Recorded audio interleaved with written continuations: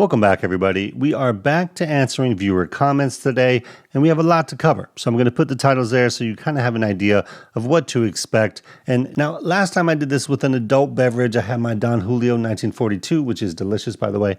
But I did get this comment where someone said they were disliking my video because I was drinking on the video. Now, come on. We were just having a little bit of fun. No big deal. But don't worry. Today, we're going to keep it clean. I have nothing but coffee in this mug, as far as you know. All right, so let's go ahead and get started. The first comment is about SBUX, where it basically asks, would you consider buying back now that the reason you sold has changed? So as we all know, the big news from yesterday was that SBUX ousted their CEO and named the Chipotle CEO as the replacement in kind of a surprise move.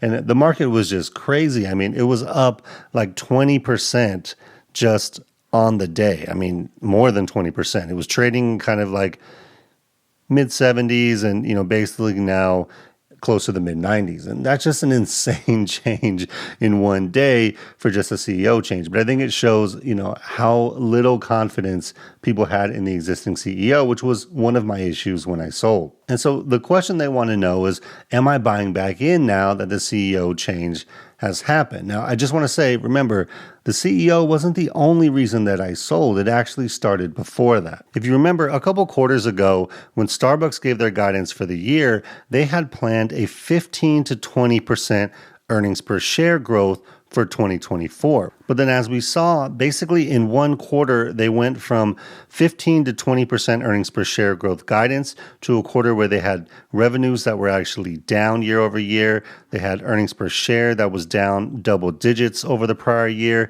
And then they updated their guidance to basically be flat to low single digits. So in one quarter, they went from we're going to have 15 to 20% earnings per share growth to no, we're just kidding. It's basically going to be flat and zero for the year.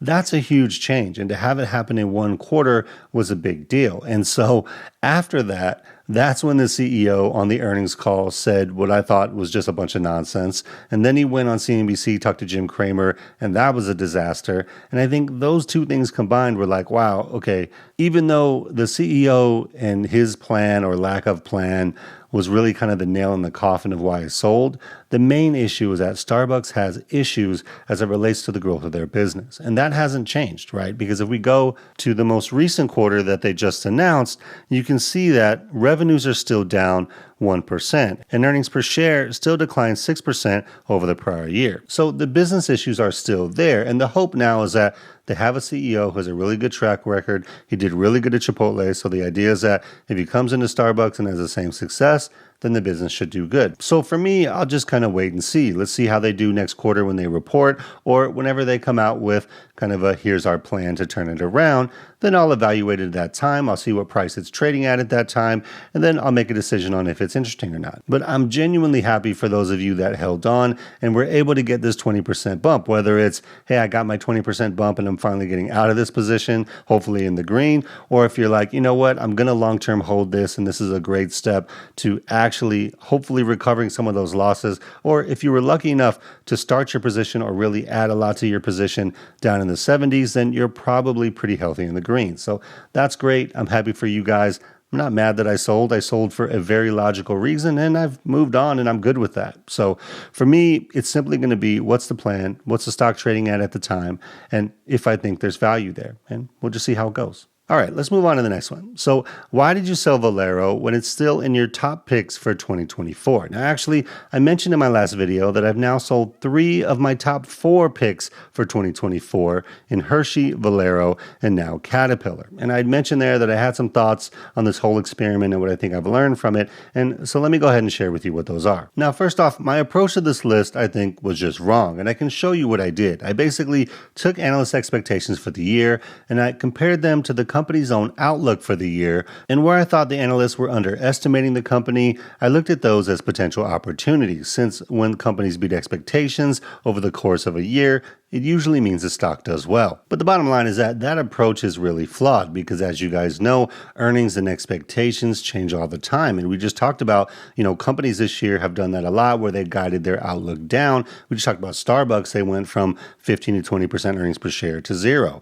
We talked about Hershey earlier in the year where they were planning about, 8% earnings per share growth and they slashed it to zero. And that's when I sold. And then now they just slashed it to negative, like 1 to 3%. So these things change all the time, and that approach really isn't a good one. So if I do this in the future, which I don't know that I will, but if I do make another list, it's really going to be based more on which companies have business growth that's accelerating, and whether that's because they're in that part of their business life cycle where they're just continuing to grow faster than expectations, or if there's like macro environment stuff that could cause them to accelerate their growth in a way that people maybe don't expect as much, then that's what I may consider for the future. Because once you have an idea that business growth is accelerating, then using the guidance and outlook to confirm what you think will happen can be helpful, but I don't think it works as a primary criteria. But in terms of selling 3 out of the top 4 picks for 2024, I will say it does kind of speak to the fact that regardless of how we feel about a company,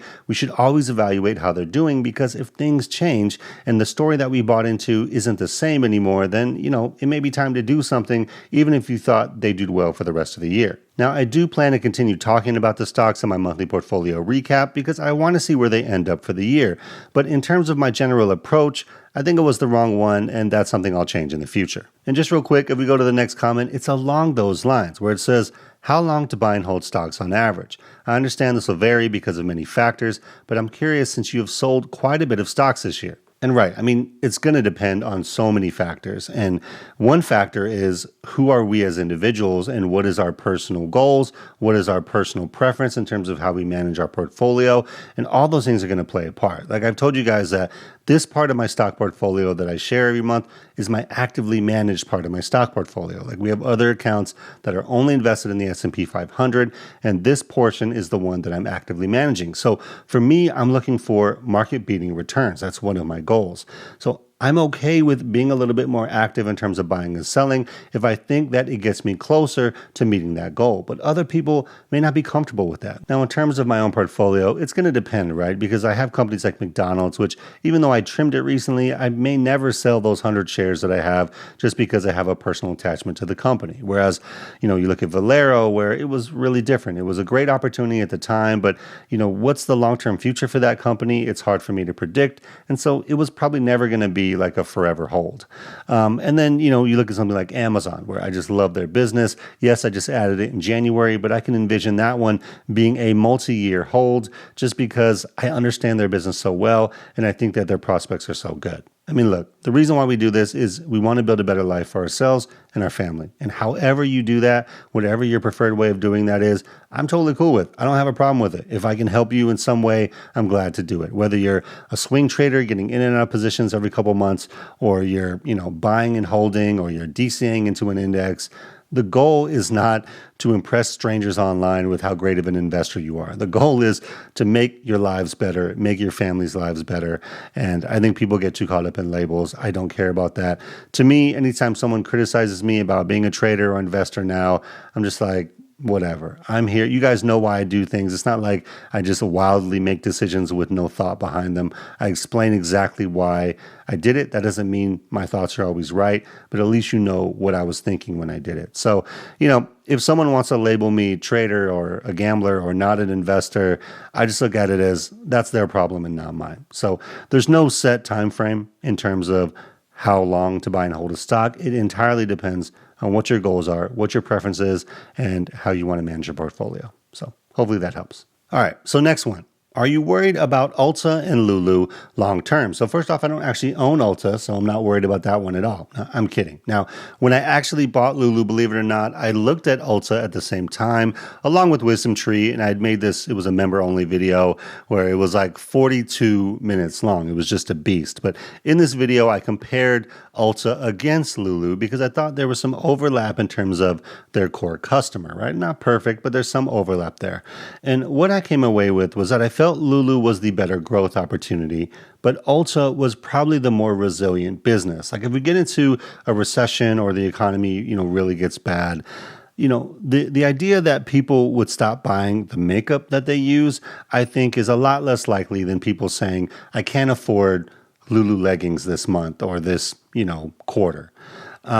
Even if they had to downgrade to maybe a cheaper brand of makeup, it's not like they're going to not buy makeup, right? I mean, that's going to happen no matter what. Whereas with athleisure or those clothes, you can maybe say, oh, you know what? I'm going to have my old ones last a little bit longer, not buy any new ones, or I'm going to buy a cheaper brand. So I think in terms of resilience, ULTA is probably the better choice, but I thought LULU was the more exciting growth opportunity. So that's why for me, I chose LULU. Now, in terms of LULU this year, it's getting hammered. I mean, this stock is hammered. I've talked about it multiple times. I'm very curious to see what they report in their earnings coming up because most of the negative sentiment has not come from the company directly, other than basically two pieces of news this year, which is one, their chief product officer left like a quarter or two ago. And then more recently, the issue with the breeze-through leggings, where the design wasn't well received and they kind of paused off sales. Now, I don't know how much impact that's going to have on their actual quarter coming up. That's why I'm real curious to see what they report. But those two things were the only two pieces of negative news that came out of the company. Everything else is from analysts and other people's opinions online. So I'm very curious to see what they report. They may surprise to the upside, but it'd be nice to get some clarity on if their business is going to be meaningfully impacted by everything going on. So we'll see. Okay, next up, this was on my Vanguard ETF overlap video.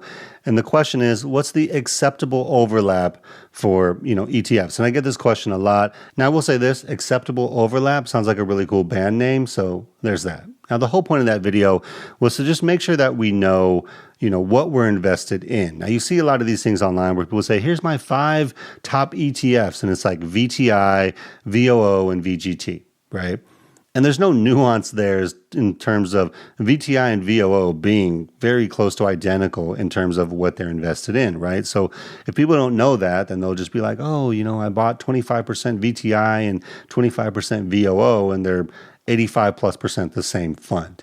Now, there's nothing wrong with having both of them, but the point that I was trying to make in that video is that overlap itself is not a problem, right? It's only a problem if you don't realize that that's what's happening. But at the end of the day, if you're like, look, I think tech is going to be big, specifically Apple, Microsoft, and NVIDIA are going to continue to do well, and I'm going to buy VOO, and I'm going to buy VGT, and that overlap is exactly what I want, there's no problem with that. You can have as much overlap as you want, right?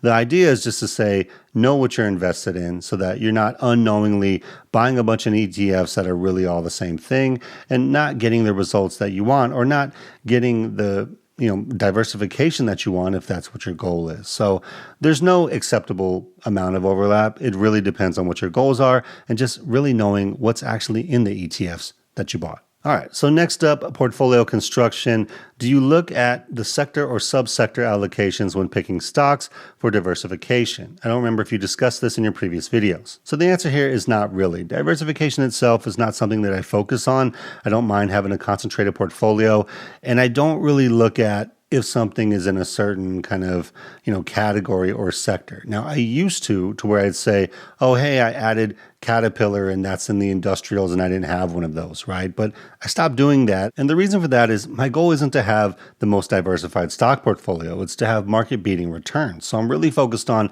the companies that I think are going to have market beating returns over a period of time. And so whether they're on the same sector or not, I don't really worry about that. But one thing that I will think about is how do they make their money? And is there concentrated risk in my portfolio all in one area? And so one example of that is Pinterest is a stock that I've been looking at because they've come down a lot this year. And I think they have an interesting platform in that there's intent to buy. And there's a really strong core customer group or core user group that really likes the app. And so when you look at the fact that their profitability is improving, their growth is still kind of happening, and the fact that they've come down a lot, it looked kind of interesting to me. But one thing that I thought about was I already have a lot of money tied up in this digital advertising space, right? I have Google in my portfolio, I have Meta in my portfolio, and those just happen to be the competitors to Pinterest, which I think are super strong companies. So the thing I have to think about is, look, if I think that Meta and Google are going to really win in digital ad space, then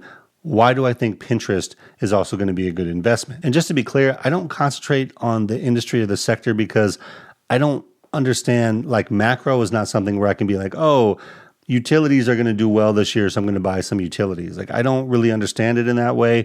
What I understand is I can look at a business, I can understand its growth, and I can have a little idea of how macro may impact it, but it's more focused on the individual companies and how they make money and just playing off of that. So hopefully that makes sense. I'm really struggling on this one. I just can't get the words out. I think next time I may have to bring the Don Julio back. All right, so the next one, you don't seem to have a lot of exposure to international markets.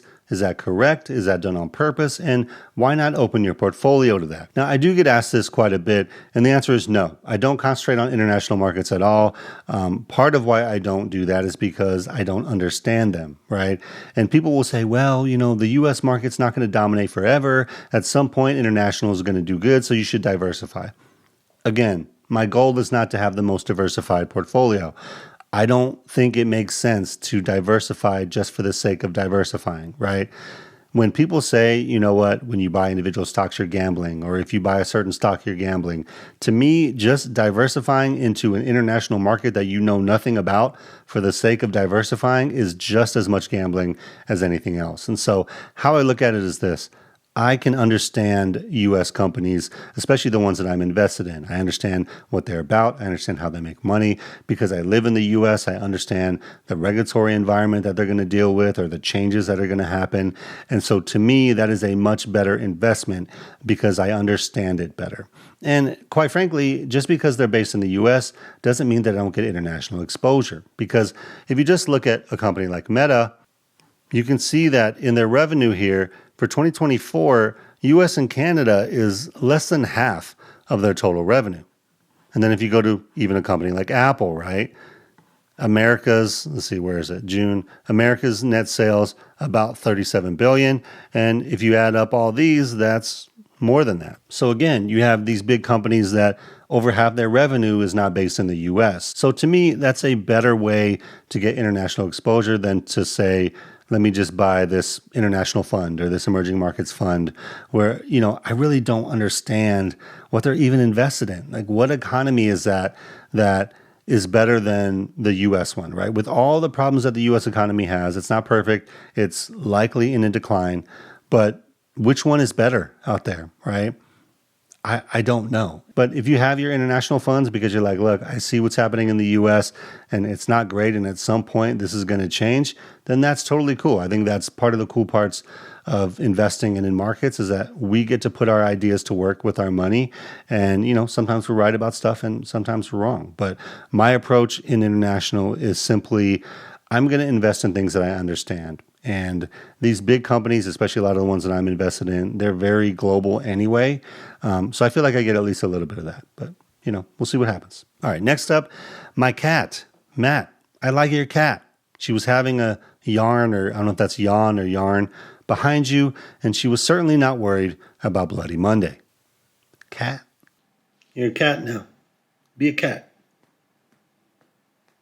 All right, so next up, I had a couple questions about my price to cash flow to growth valuation sheet that I use to value my portfolio and just any stocks that I'm researching. And the question is actually a really good one. How do you approach REITs with this method? And again, great question because I don't actually use this method for REITs because cash flow and operational cash flow growth for REITs isn't as meaningful. So what I actually use for REITs, I use the same calculation, but I use different numbers. And the number that I actually use is price to AFFO. Now, AFFO is adjusted funds from operations, and I kind of look at that as kind of like free cash flow for REITs, where it's, here's the cash that we generated through our normal operations, adjusted for all the expenses that we have to pay. So price to AFFO is what I normally use for REITs, and you can see that the valuation methods are here on Seeking Alpha on the valuation tab. And if you go to the growth tab, you can see right at the top, AFFO growth year over year, projected, and then even historical with the 3-year and the 5-year. So instead of price to cash flow trailing 12 months, you can use price to AFFO. There's no 5-year average for price to AFFO though, so you'll have to skip that. You can use projected price to AFFO here, and then for the growth, you basically just use AFFO growth year over year, projected, and 5-year. And if you use those numbers, then it'll get you kind of to the same place. Again, that's just how I use REITs. Other people may disagree. But if you want to use that same method with REITs, because that's what you like to invest in, if you use price to AFFO and AFFO growth, it should get you kind of in the ballpark. And then also someone said, hey, I think I missed something. Is this sheet available online? And it is. I have it available for free if you just want to kind of be able to use it the way that I use it. It's really not that complicated. There's just a couple calculations and some conditional formatting. There's nothing special about it. But I will put the link down in the description so you can get that if you want to use it. So, yeah. Okay, next up, I like your thumbnails. Do you do them yourself? Do you like to do it yourself? So yes, I do my thumbnails myself. That's why they're kind of all over the place and probably not that great. But a couple of the ones that people have actually enjoyed, I just have to say, I've actually done through Midjourney. So Midjourney is an AI image creator, especially the ones with Warren Buffett that people tend to like. Those are created with Midjourney. So hey, people say there's no use case for AI, but there is in my Warren Buffett thumbnails. So there you go. All right, next up, can you explain Intel being down 30%? Now, I don't own Intel. I can't really explain it, but I'm pretty sure it's something like this. You suck. All right, next up, can you explain zero net debt for Meta? Their balance sheet is showing long-term debt. Now, this is a really great question because I say zero net debt all the time, and I never explain what the heck I'm talking about. So let me show you what I mean. Now, if we go to Meta and their financials, if you go to their balance sheet here on Seeking Alpha and you scroll all the way down, what you see is net debt is negative. So what does that mean when net debt is negative? Because what you can see is that total debt is almost $38 billion. So how can a company with $38 billion in debt have zero net debt? Well, that's because we compare it against their cash and short-term investments. So if we come up here on the balance sheet, you can see like long-term debt here, 18 billion, capital leases, close to another 18 billion. So this is how you get to their total debt number. But if you come up here to their cash and short-term investments, they have over $58 billion in cash and short-term investments. So I'm not a math whiz, but this is math I can do. If you take their total debt of close to $38 billion and you minus their $58 billion in cash and short-term investments, you get negative $20 billion in debt. So their net debt is zero. And again, in simple terms, it just means if they really wanted to pay off all their debt, they could do it today with their $58 billion of cash and short-term investments. So they have zero net debt because yes, even though it's on the balance sheet, they could pay it off, right? In theory. So in terms of how I use that, it's just kind of like a financial health measure. And I'll show you what I mean just with a personal example.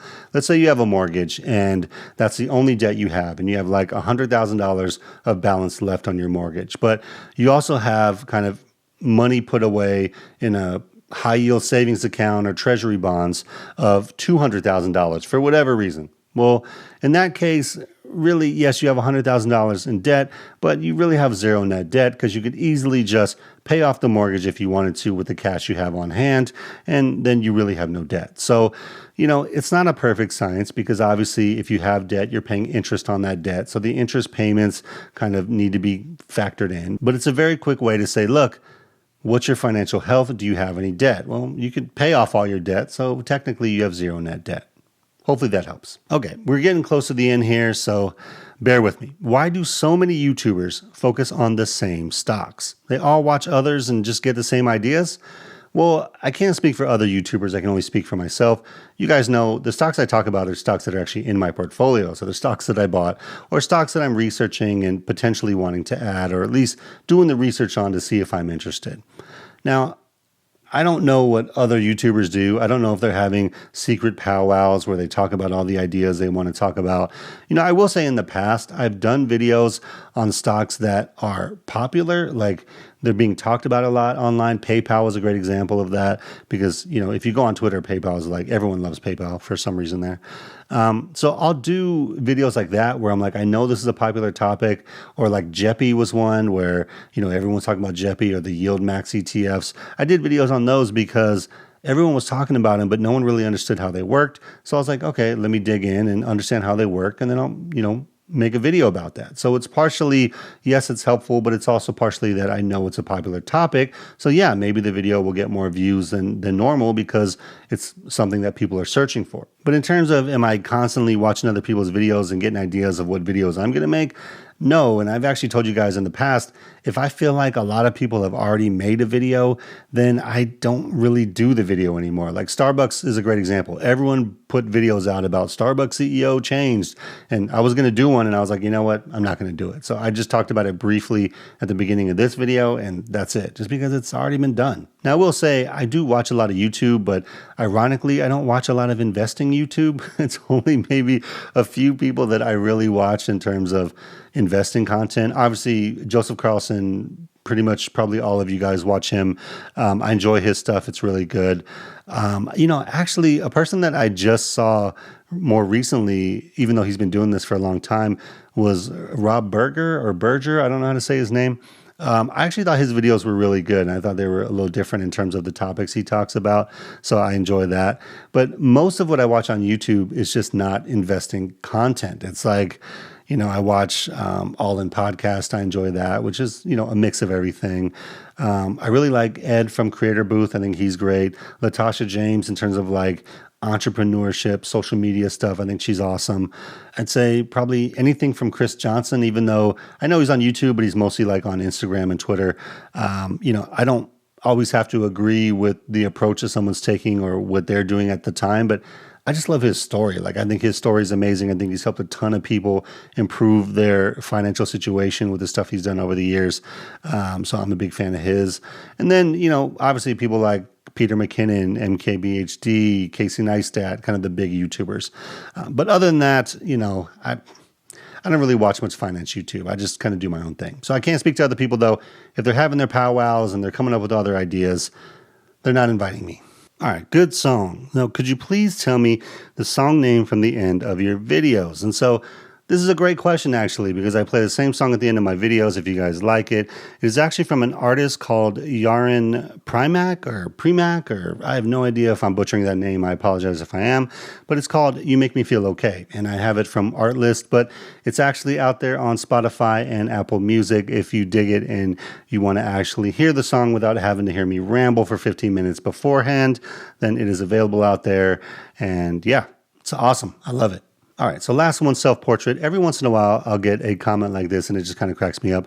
On my People Are Wrong About Dividend Stocks, Here's Why video, which, by the way, is my most watched video on my channel. It's like almost 900,000 views, which is just insane to me. But on that thumbnail, I put the little actually meme guy on there just because I thought it was hilarious. So, of course, I get comments like this. Is the cartoon a self-portrait? So, no, it's not a self-portrait. Sorry to disappoint you. So what I love about comments like these is they remind me that there are people out there that just have this amazing blind confidence in themselves, like no irony at all, and the fact that they have no profile picture making fun of someone else's appearance. And just by the way, it's always people with no profile picture that make comments like these.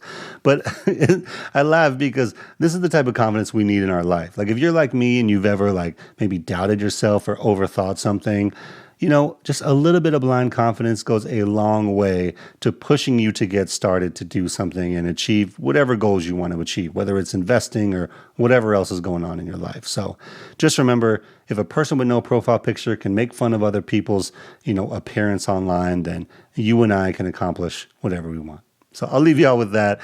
If you want to watch my previous Q&A video, then I'll go ahead and link that video right here. Hope you guys have a great day out there. Financial independence is true freedom. So keep building and stacking wins, and I'll see y'all on the next one. Peace.